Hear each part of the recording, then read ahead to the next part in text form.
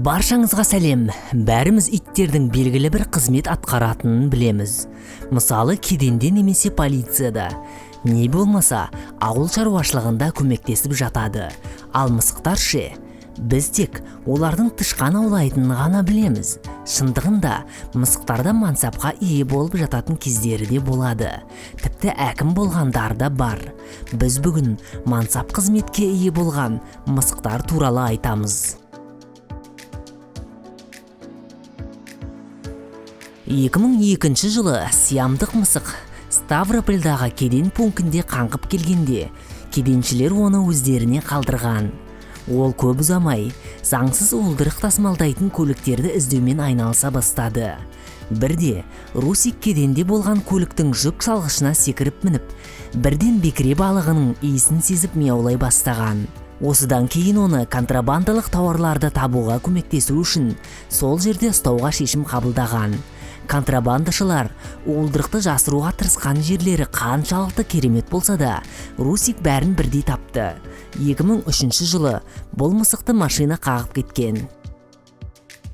2013 жылы Новороссийск балалар кітапханасының есігіне Кузя есімді мысық пайда болған кезде, қызметкерлер оған кіруге көмектесе алмады.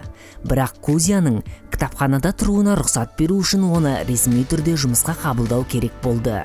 Кітапхана қызметкерлері оған бірден төлқұжат жасап, кітапхана директоры Кузяны кітапханашының ресми көмекшісі қызметіне қабылдау туралы бұйрыққа қол қойды. Ол айына 30 банка виски алды және жұмыс істеу үшін формада болу керек еді.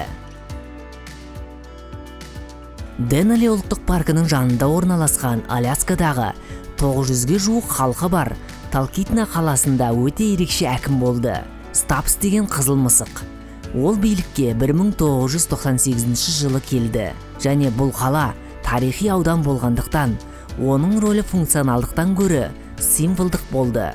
Оның әкім ретіндегі міндеті қаланы күзету, Батыс Рип кафе барында әр күн сайын су ішу, сонымен қатар Наглидің бас дүкеніндегі кеңсесінде қонақтарды қабылдау болды.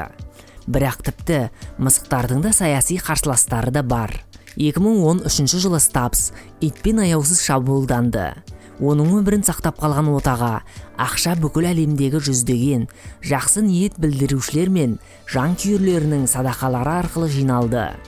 2017 жылы үйде қарттықтан бейбіт түрде көз жұмды. 1960 жылдары орталық барлау басқармасы мысықтарды КСРО елшіліктерінің қызметкерлеріне тыңшылық жасауға үйрету әрекетін жасады.